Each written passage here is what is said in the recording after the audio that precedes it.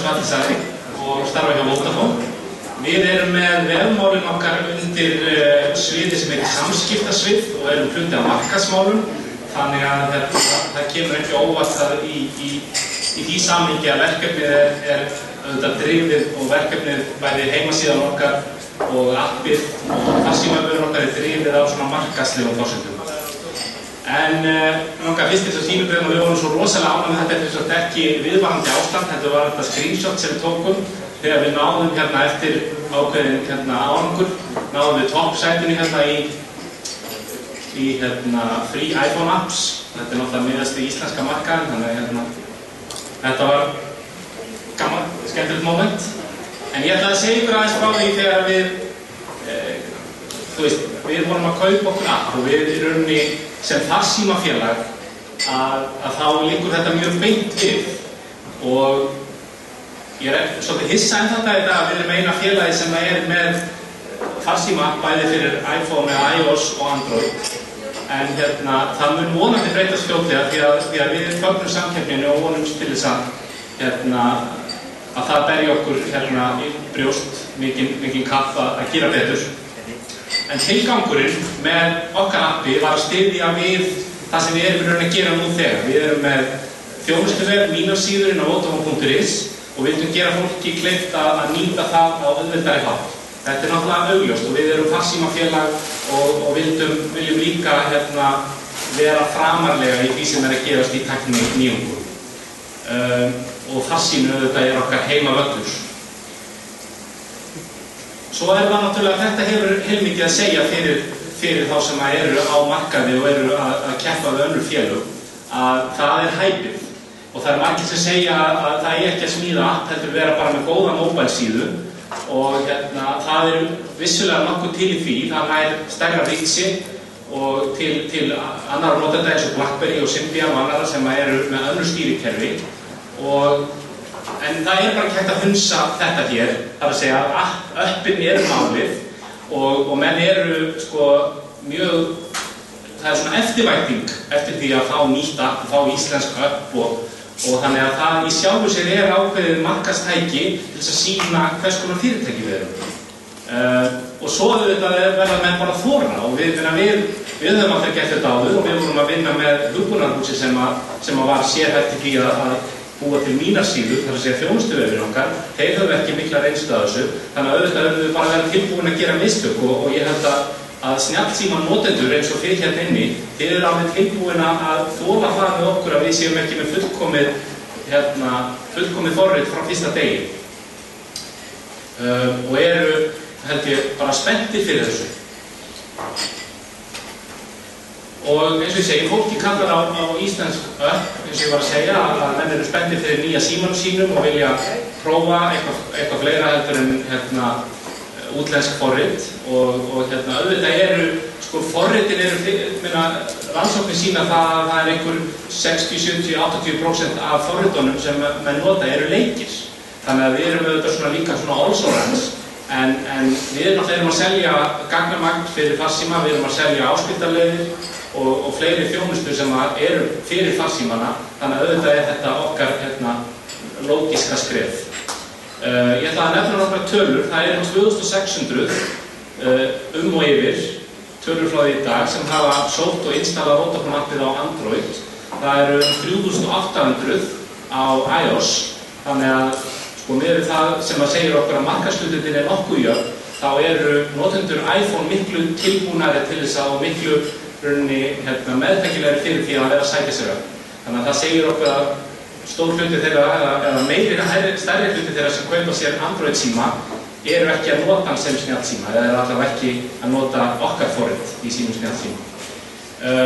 Við erum með virka í janúar yfir 2200 notendur, þannig að það er svona cirka helmingurinn af þeir sem hafa downloadað sem að nota appið okkar yfir mánaðartímabil eins og janúar. Og ég kem á eftir því það er leksjur sem við höfum lært og það er eitt af þessu er það að við þurfum að gera hluti til þess að fleiri noti appið því að það hafa margir sótt appið sem notað síðan ekki á mánaðartímabili. og þessir 2200 notendur voru með yfir 10.000 innskráningar, þannig að fyrir hvern notanda að meðaltali 5 innskráningar í mánuði. Hvað byrjuðum við?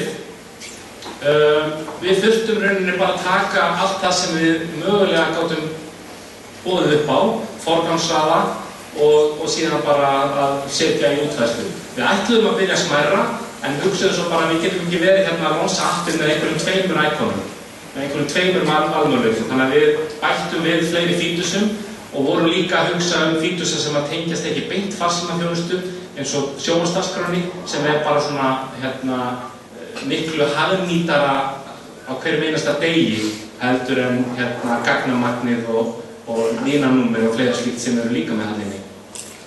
Og svo auðvitað sem hluta nýju auglýsingaherferðin okkar. Nýju auglýsingaherferðin þá erum við líka með fítusan að hafa samband og panta símtal sem var hluti af þeirri herferð. Við eyddum litlum tíma í að hanna útlitið og það voru svona funksjónirnar sem riðu ferðinni. Þannig að við teljum okkur verið með nógu flotta app en þetta ekki einhver verðlauna app í þeim skilningi og lögðum þá peningana frekar í hugbúnaðarþróun og bæta við fítusin. Og notuðum auðvitað þá vinnu sem hafði verið unnin þá þegar á mínum síðu. Þannig að það var sama hugbúnaðarþróun sem vann þessa vinnu, þeir þekktu nákvæmlega þessar funksjónir, þannig að það var svona hagræði í því fyrir okkur. Ég með statistík yfir það, við þurfum að velja okkur plattform því það er auðvitað talsverður þrýstingur frá mjög stóru notendahópi Symbian-símtækja enn þann dag í dag og sem eru snjallsímar og eru á svona er að missa markaðshlutdeild. Við sjáum það bara á okkar sölutölum og þannig að það er svolítið erfitt moment má segja fyrir fyrirtæki eins og okkur með yfir 100.000 viðskiptavini að segja við stóran hóp viðskiptavina okkar það verður ekkert Symbian. Og það hefur rauninni aldrei verið okkar svar, heldur við sagt. Við verðum að sjá hvernig markaðurinn þróast. Þetta kostar mikla peninga en markaðshlutdeildin í dag er þannig að af okkar heildarfasa, því við getum séð í okkar farsímakerfum hvaða símtæki menn eru með, að það eru 7% með Android, 5,2% með iPhone, 3,4% með BlackBerry og 10,2% með Symbian. Þannig að Symbian er stærsti notendagrunnurinn, en hins vegar metur það þannig að þeir sem eru með Symbian síma, þeir hafa keypt hann á undanförnum 6, 7, 8 árum eða eitthvað svoleiðis og eru ekki að nota hann sem snjallsíma og upplifa hann ekki sem snjallsíma. Þannig að enn þann dag í dag þá höfum við ekki farið og lagt út í þann kostnað sem er því samfara að útfæra okkar app fyrir Symbian eða önnur stýrikerfi. Þetta er Windows Phone að koma inn og við munum í rauninni bara fylgjast með þeirri þróun og bregðast við þegar ástæða er til. Hvað eru margir hérna inni með Symbian síma? Ok, sorry. 4.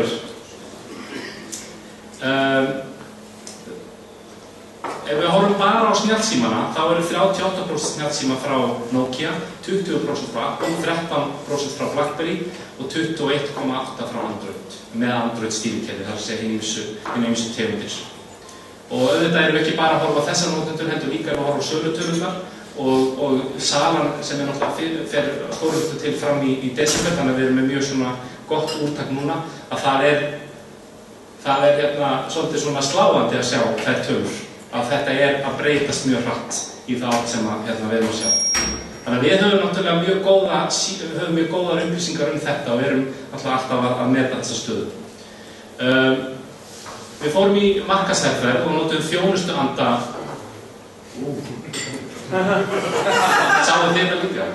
Notuðum þjónustuandan og appið var hluti af þeirri herferð. Það er að segja við töluðum fleiri leiðir til að hafa samband og fleiri leiðir til þess að gera hlutina á þess að hringja í okkur sem var okkar aðalmarkmið með þeirri herferð. Og höfum náðu frábærum árangri í því og erum með núna eins og í janúar yfir 2000 virka notendur í appinu okkar og yfir langt yfir 10.000 notendur á mínum síðum. Þannig að það er mikil þörf fyrir þetta, menn vilja leysa málin á þess að þurfa að bíða í símanum, það er númer 1, 2 og 3 og við erum með ennþá fleiri leiðir núna til að hafa samband eins og til dæmis netspjallið.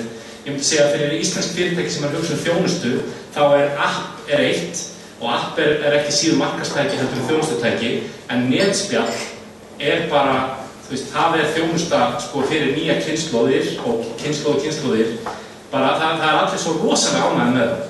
Hvað eru margir en þínir sem hafa prófað netspjall einhvers staðar? Ég meina, þetta ekki æðislegt? Þetta snill. Þannig að og það líka okkar eigin starfsmenn hafa líka verið alveg gríðarlega ánægðir með það. Og þeir geta verið að sinna mörgum viðskiptum meira. Þannig að mér langar bara svona aðeins að koma inn á þennan punkt. En ég meina, þetta var líka til að skapa okkur sérstöðu, að vera með app og vera með presence í Android Market og App Store. Og við notuðum 1414 sem símanúmerið okkar, af því það var auðveldara fyrir Íslendinga að finna appið okkar með 1414 heldur en Vodafone, af því við erum með alþjóðlegt vörumerki og það kom upp alls konar e-gifsk og skrítin app sem að menn skilja ekki. Hvaða leiðir notum við til þess að koma þessu á framfæri? Við erum náttúrulega í þeirri einstöku aðstöðu, við getum sendt SMS á okkar notendur og kynnt fyrir þeim þessa þjónustu og við sáum alveg gríðarlegt stökk í, þessi með mynda því þið sjáum stökkið í installbasanum þegar við sendum út SMS-ið, þannig að það bara frábær leið ef að menn geta gert það og vorum náttúrulega líka með rafræn fréttabréf og notum heimasíðun okkar. Samsung Galaxy S2, það ekki vinsælasti Android-síminn, en það eru langflestir notendur, það stærsti notendahópurinn í Android, það 20% af þeim sem nota appið, eða hafa downloada appinu fyrirgefðu, eru með þann síma. Þannig að það augljóslega high-end notendurnir eru mun líklegri og þetta aftur að punkturinn með Symbian, að það eru high-end notendur sem eru með nýjustu símtækin sem eru líklegast til þess að nota þjónustuna. LG Optimus One kemur í öðru sæti með helmingi færri, 10% notenda af appinu. Og við notuðum í rauninni einn svona QR-kóða, við vorum ekki með sikkvara QR-kóðan, og það bara svona einfalt sem menn með ekki klikka á að það auðvelt að búa til þjónustu sem að skynjar hvað sími og sendir þið rétt áfram.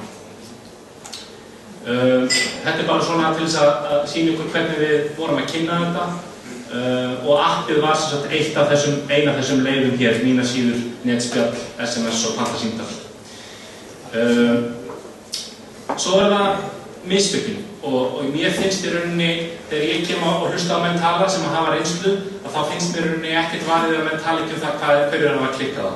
Og ef einhverju aðrir geta lært af því, þá það bara frábært.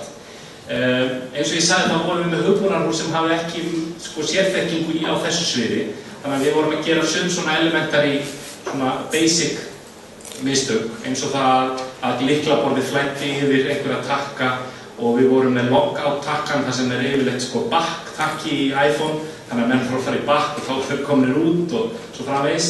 En eitt af því sem við viljum bæta það að það getur í rauninni engin, viðskipturinn og annarra símafélaga getur ekki notað app okkar, þó við séum með hluti eins og sjónvarpsdagskrá.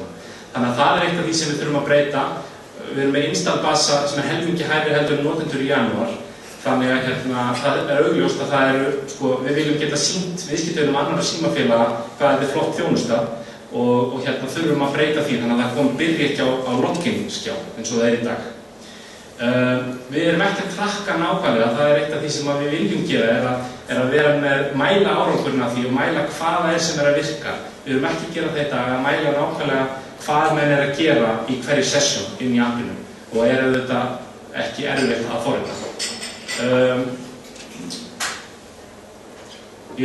Svo var það náttúrulega með iPhone eins og við þekkja það samþýttaferli þar og við vorum bara einfallega, við þurftum að fara í gegnum samþýttaferli sem tók okkur 2 vikur út af ýmsu og þannig að það var líka svona pínu feil að þurfa að vera með iOS appið svona miklu seinna heldur en Android appið. Og síðan það náttúrulega fyrir Android notendur, þeir eru með það umfram iOS að vera með widget og við erum ekki ennþá komið með widget fyrir gagnamagn og notkunna, þannig að það eitt af því sem við viljum bæta og í rauninni, myndi ég segja, ef menn geta haft það frá byrjun, þá það þetta mikið plús. Þið með einhverjar spurningar? Eitthvað af því sem ég hef verið að renna yfir sem ekki langar að hræðast meira? Hvað kostar að búa til svona? Það kostar, það ekki 100.000, það meira svo. Fyrir widgetið, myndu gera það sér appi eða setja það inn í appi? Nei, setja það inn í. Ég held það, ég held að gera það. Eitthvað fleira? Hvernig kemur Symbian appi fyrir þess að fjóra hérna? Maður alltaf sem ég fekk símtal frá manni sem mikilsvirtur og var nýbúinn að kaupa sér N8 út af myndavélinni og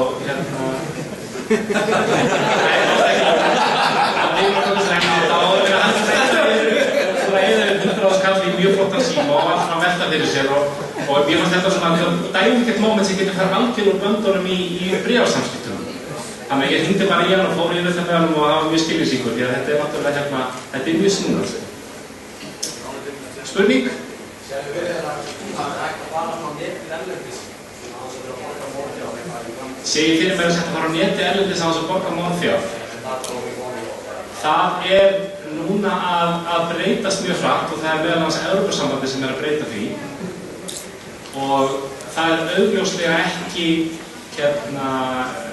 farsímafélögin hafa ekki mikið frumkvæði af því að viðskiptavinir sem annara félaga sem koma til eins og til dæmis ef við segjum að T-Mobile viðskiptavinir koma til Íslands þá hann að greiða við viljum auðvitað kaupa okkar kort en þetta mjög erfið dýnamík á milli landa og annað en það hins vegar í stundasvari að Evrópusambandið að breyta þessu þannig að það reglverk sem mun breyta þessu og við alltaf höfum verið að verja okkar viðskiptavinni gagnvart svona hlutum að fá mörg 100.000 krónar reikninga vegna þess að það alltaf verið að refresha einhverja MBL eða eitthvað eins og menn hafa lent í að með því að hafa verðþak þannig að við erum með 50 € verðþak sem default og þú þarft að opta út úr því og annarkvort hækka það tvöfalda eða taka það algjörlega af þannig að jú það mun breytast en það líka mjög dýrt að viðhalda við erum með reikisamninga við erum eftir 200 félög þetta mjög dýrt hjá okkur að viðhalda þessum samningum og þurfum að greiða stóra hluta af okkar tekjum til félagana úti þannig að já og nei, þetta að breytast Spurning? 50 € verðþakið á mánuði þannig að ef þú ekki yfir mánaðamót þá getur komið 50 € 31. og aftur 50 € 1. þannig að það bara virkar það Hver munurinn að koma bugfixes á Android? Munurinn að koma bugfixes sá að það samþykktarferlið alltaf samþykktarferlið sem tekur yfirleitt viku þeir segja alltaf viku en það yfirleitt 5 til 7 dagar En Android það bara strax á Android það bara publisha strax Eitthvað fleira? Hvaða væntingar voru þið með á staðinu? Hvaða væntingar voru við með? Þær voru hóflegar, myndi ég segja. Við settum okkur ekki eitthvað markmið í rauninni með það hversu margir ætti að installa.